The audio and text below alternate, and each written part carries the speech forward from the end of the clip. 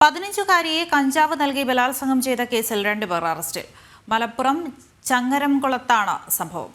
ചാലിശ്ശേരി സ്വദേശികളായ 2 പേരെയാണ് അറസ്റ്റ് ചെയ്തിരിക്കുന്നത്. വിശദാംശങ്ങളുമായി ശിവദാസ് കന്മനമുണ്ട്. ശിവദാസ്, എന്തൊക്കെയാണ് വിവരങ്ങൾ? ിയെ മയക്കുമരുന്ന് നൽകി പീഡനം നടത്തിയ 2 പേരെയാണ് ചങ്ങരംകുളം പോലീസ് അറസ്റ്റ് ചെയ്തിരിക്കുന്നത്.